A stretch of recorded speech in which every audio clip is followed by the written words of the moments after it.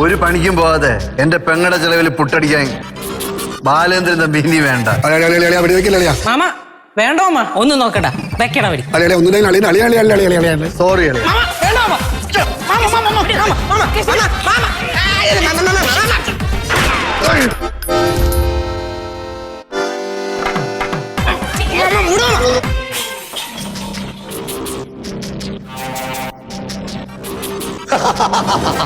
കാലം കാഞ്ചി വലിക്കാൻ ഒരിക്കലേ അവസരം തരും. ആ അവസരം ഇനി എനിക്കാ.